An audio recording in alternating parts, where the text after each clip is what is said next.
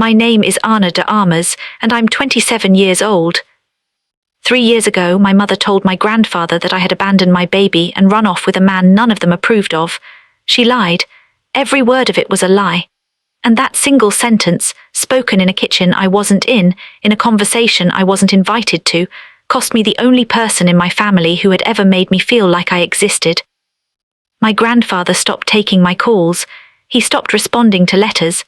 The man who had taught me how to braid bread dough on Sunday mornings, who called me his *pajarito*, his little bird, went silent.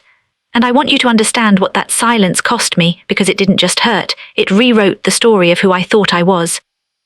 Then 4 months ago, I walked into a hospital waiting room with my 8-month-old daughter on my hip, wearing the only clean shirt I owned that didn't have a spit-up stain on it, and my grandfather was sitting in the third chair from the door. He looked at me like I was a ghost. He looked at my baby like he was trying to solve an equation. And then, in that quiet, halting voice that had read me stories when I was small, he started asking the questions my mother and my aunt had spent 2 years making sure nobody would ever answer. I want to tell you how we got there. I think I need to. I grew up in the kind of house where love was allocated. You had to earn it, and even then it felt provisional, like it could be taken back at any moment for reasons that were never fully explained. My mother had 2 daughters. My older sister, Valeria, was magnetic from birth. People said it like a compliment. Valeria lights up a room. And they weren't wrong, but what they didn't say was that Valeria understood from a very early age that being the light meant everyone else had to be the dark around her. I was quiet, I read too much.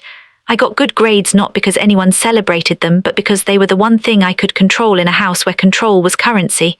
When I was 12, I placed second in a regional science competition. My mother was at my aunt's birthday dinner. She hadn't forgotten, she'd written it in her calendar, and then decided the dinner mattered more. Valeria came to watch. She sat in the front row and smiled beautifully and took a photograph that she posted that night with the caption, "So proud of my little sister." 19 people liked it.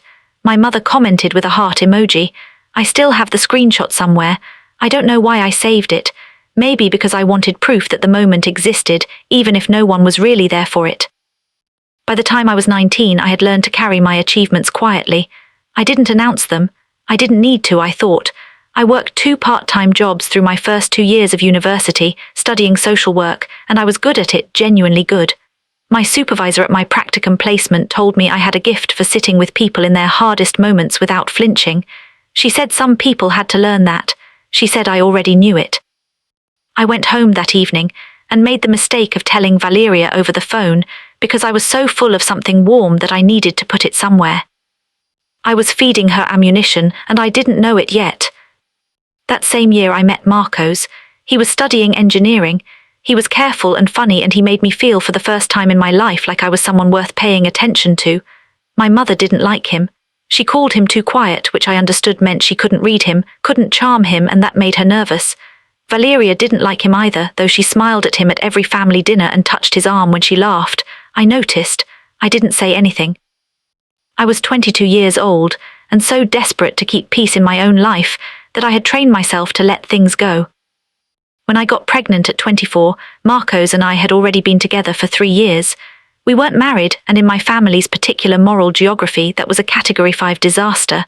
My mother sat across from me at her kitchen table and did not speak for 4 minutes. I counted. I had nothing else to do. Then she said very quietly that I had made my bed and she hoped I knew what I was doing.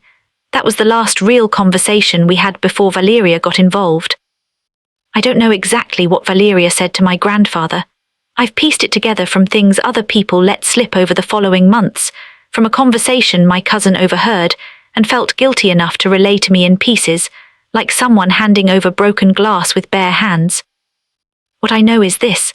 Valeria told my grandfather that I had left Marcos for another man, someone from work, and that I had essentially handed my pregnancy over to the women in my family to deal with while I disappeared.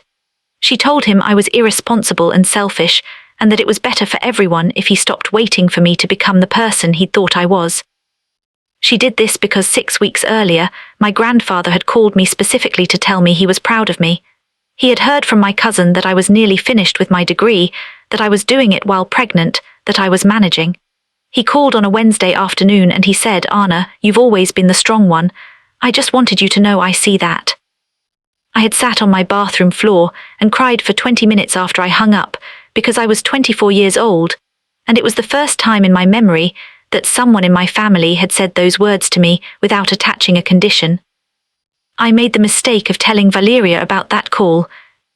Valeria was 30 at the time. She had a good job, a nice apartment, a string of relationships that each lasted just long enough to seem serious. She performed the role of devoted granddaughter beautifully. Sunday lunches, birthday calls, the right gifts at the right moments. My grandfather adored her, and that was fine. That had always been fine. What wasn't fine was that for one Wednesday afternoon he had looked past her and seen me, and Valeria could not let that stand. She moved quickly, I'll give her that. My grandfather's call stopped. The first time I called him back and got voicemail, I thought nothing of it. The second time I left a message. The third and fourth time nothing. By the sixth call I understood that the silence was intentional. I sent 2 letters, actual letters with stamps, because my grandfather was 78 and didn't trust email with anything important. Both came back unopened. I asked my cousin to ask his wife if something had happened, if he was ill, if I had done something I didn't know about. The answer came back in 3 words: he's very disappointed. I was 32 weeks pregnant. I sat on the floor of the apartment Marco's and I were renting, and I thought, with the terrifying clarity that comes when you've been hurt the same way so many times that you finally recognize the shape of it, this is just the pattern. This is not new. This is what has always happened, just compressed down to its most brutal form. My family had never actually seen me. They had seen the role I played in the story they were telling about themselves. And the moment I threatened to become something real and separate, the story adjusted to erase me. I stopped calling Marco's and I named our daughter Lucia. She was born on a Tuesday in March, healthy and loud and impossibly small in my arms. My mother came to the hospital. She held Lucia for 7 minutes. I watched the clock because I didn't know what else to do with my hands, and then said she had to get home to let the dog out. My aunt sent flowers. Valeria sent a gift card to a baby store chain with a note that said, "Congrats, so happy for you," followed by 3 emojis. My grandfather sent nothing, said nothing. I want to be honest about the year that followed because I think it matters. I didn't handle it with grace at every moment. There were nights when Lucia was awake at 2 a.m. and Marco's was working a night shift, and I was sitting in the dark with a baby on my chest, and I felt so profoundly alone that I didn't have language for it. I cried in my car 3 times in the parking lot of the grocery store. I went through 2 weeks in January where I barely spoke to anyone who wasn't Marco's or Lucia, because I didn't have the resources to perform okayness for other people. But here's what else happened. I finished my degree. I completed my last placement hours at a family services center where I worked with women in housing crisis, women navigating situations I recognized in my bones, and I was good at it in the way my supervisor had told me I would be. I graduated on a cold Friday morning in November. Marco's came. His mother came. My professor, Dr. Elena Voss, a woman in her 50s who had the magnificent quality of seeing through professional performance directly to a person's actual capability, came and shook my hand and said she expected great things. My mother sent a text that said *proud of you with a champagne glass emoji. Dr. Voss became something like my North Star that year. She had hired me part-time at the center while I finished my degree, and she had this quality I've only encountered in a handful of people. She gave you the full weight of her attention when you spoke, like what you were saying was the only thing in the room. She never offered easy comfort. She offered something more useful, accurate reflection. She would say, "What you're describing is grief, Anna. You can name it without letting it define you." She said it so plainly that it was almost impossible to argue with.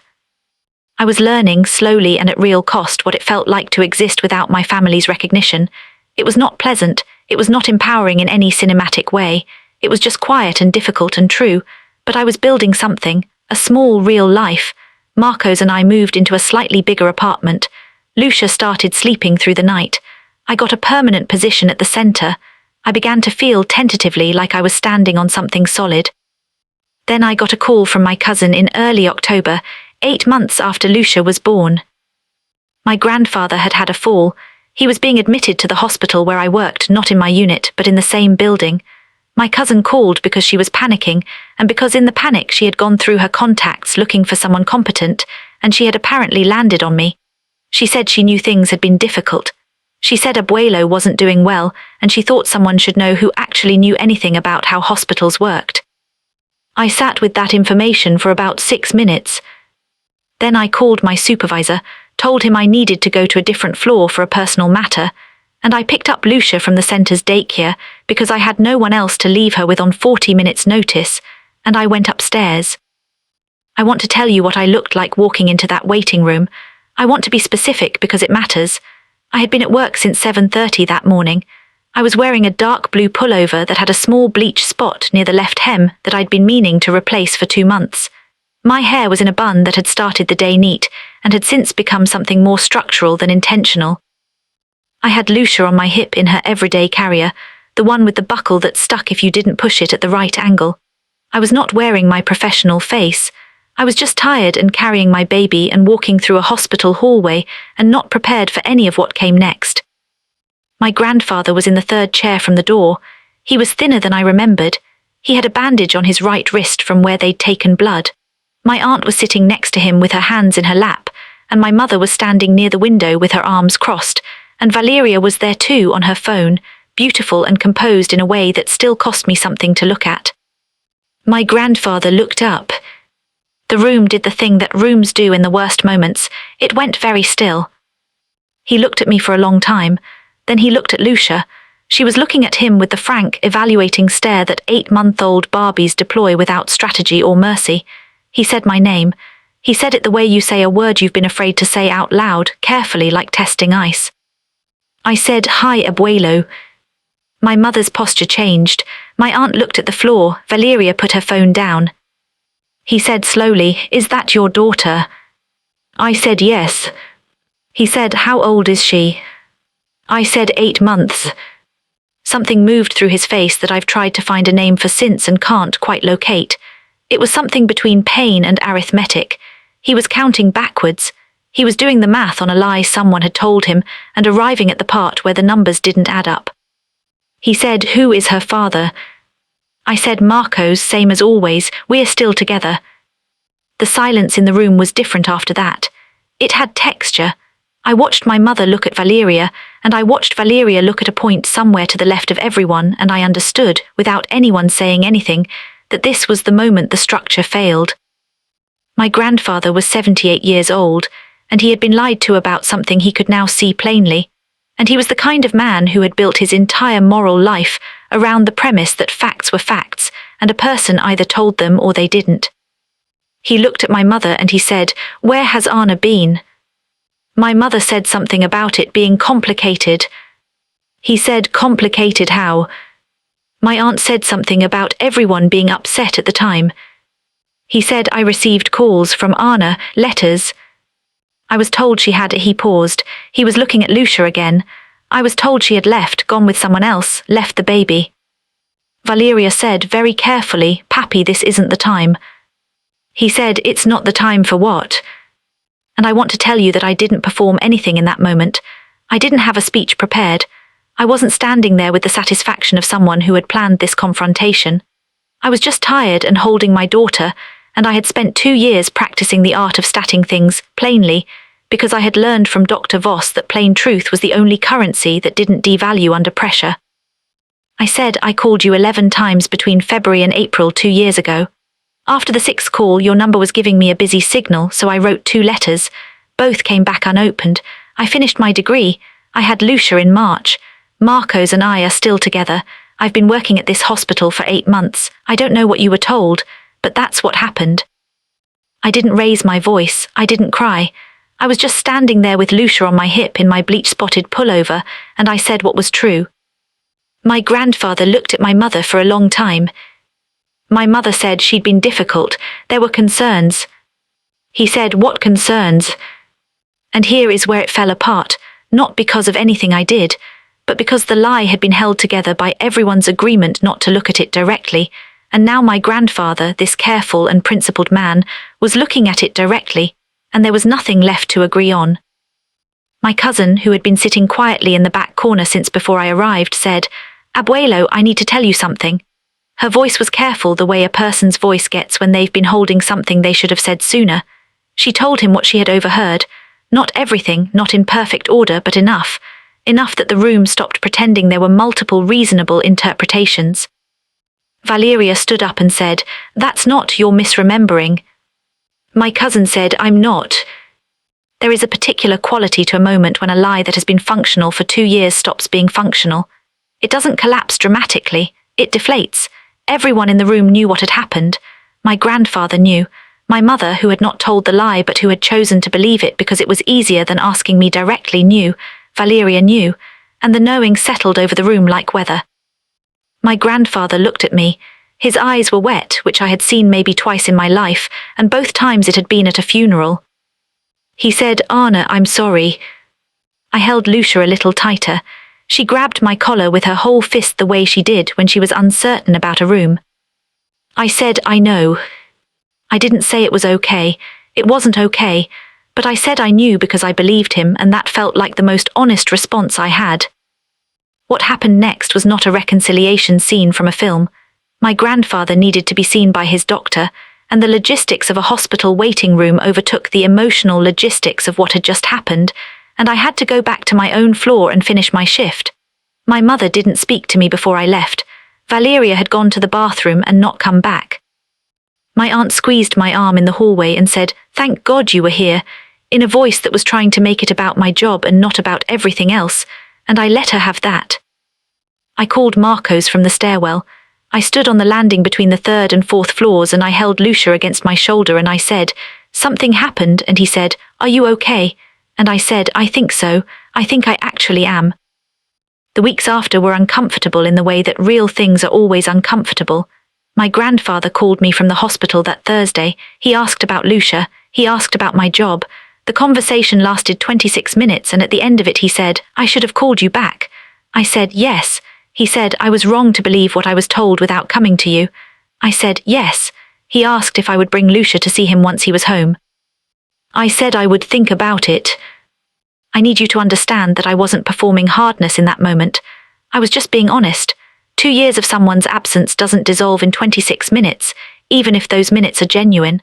I had learned something about myself in those 2 years, not through inspiration or epiphany, but through the slow grind of showing up every day without anyone from my family watching, and what I had learned was that my worth was not located in being recognized by them. It had taken an embarrassingly long time, and a lot of parking lot crying to understand that, and I was not going to let one phone call walk it back. My mother called the following Sunday. I let it ring twice before I answered, which is its own small dishonesty, but I was not yet ready for the straightforwardness I'd managed in the hospital. She said she knew things had been hard. She said she had not handled the situation well. She didn't say Valeria had lied exactly, but she said she should have called me to ask, and she hadn't, and she was sorry. I said I appreciated her saying that. I said I wasn't ready to pretend it hadn't happened. She said she understood. I don't know if she did, but she said it and she didn't argue, and that was more than I had expected. Valeria sent me a text 2 weeks later. It said, "I know I hurt you, I'm in therapy now, I don't expect anything from you." It was 7 sentences. It was the most honest thing she'd said to me in years, maybe ever, and it was genuinely strange to receive it, like being handed something you had stopped expecting to exist. I read it 4 times. I didn't respond for 3 days. When I did, I said, "I'm glad you're going, that's the right thing." I didn't offer more than that. It wasn't coldness, it was just the truth of where I was.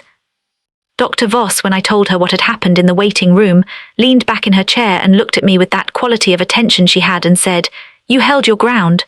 I said I wasn't sure I had done anything that planned. She said, "That's often what holding your ground looks like.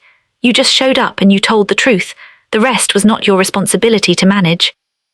I have thought about that sentence many times since.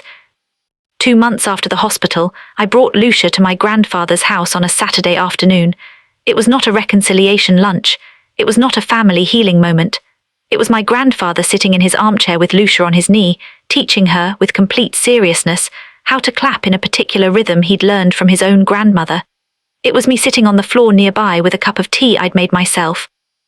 In a house that still smelled the same as it had when I was small, watching them together. My mother was not there. Valeria was not there. It was just the 3 of us, and the afternoon light, and the rhythm of clapping, and my grandfather looking up every few minutes, and catching my eye with something in his face that was both an apology and a recognition. compressed into a look that he didn't know how to put into words and maybe didn't need to. At one point he said, "You turned out well, Anna." I said, "I know." He smiled at that. It surprised him, I think. He was used to me deflecting that kind of thing, looking away from it or minimizing it, and instead I just received it plainly because I had spent 2 years learning to do exactly that. I want to tell you something that isn't about my family, or it's about my family, but it's really about what I learned because of them, which is a different thing. You can love people and refuse to let them treat you like you're invisible. You can hold the door open an inch without throwing it wide. You can accept a genuine apology without accepting the version of yourself that apology was designed to restore. I am not the quiet girl who stayed out of sight to avoid the cost of being seen. I am not performing a recovery from trauma for an audience of people who would rather see me perform gratitude. I am 27 years old and I have a daughter who claps in a particular rhythm and a partner who called me from work when I texted him something good happened today *, and a mentor who told me my instincts were sound, and a job where I sit with people in their hardest moments and I do not flinch. That's who I am now. I built it without anyone from my family watching, and that's actually okay. It doesn't need their witness to be real. The lies my family told about me to me around me, they didn't expire the moment my grandfather asked his questions in that waiting room. The damage was real, and the years were real, and some things that get broken stay broken in the specific shape of their breaking. I know that. I'm not pretending otherwise. But I also know that I was standing there in my bleach-spotted pullover holding my daughter, and when the truth was asked for, I just said it. No performance, no prepared speech, no orchestration. Just the facts of my life, stated plainly to a room full of people who had decided not to ask for them. The truth doesn't expire. It waits. Sometimes it waits 2 years, sometimes longer. It waits until someone with the authority to ask the question actually asks it. And when that moment comes, you only need to be standing there. You only need to know your own story well enough to say it out loud without flinching. My name is Anna de Armas. I'm 27 years old and I have learned that being seen is not the same as being real. I was real the whole time. In the parking lot crying, in the library at midnight with a pregnancy pillow behind my back and a textbook in my lap, in the stairwell with Lucia against my shoulder, I was real. The recognition was always secondary. The life was always mine. If you are somewhere in the middle of not being believed, of being erased by someone else's more convenient version of you, I want you to know this. You don't have to wait for the waiting room. You don't have to wait for someone to finally ask the right question in front of the right people. You are allowed to go ahead and know your own truth without any of them nodding along. The door isn't closed, but I decide when it opens. That's enough. It turns out that's actually more than enough.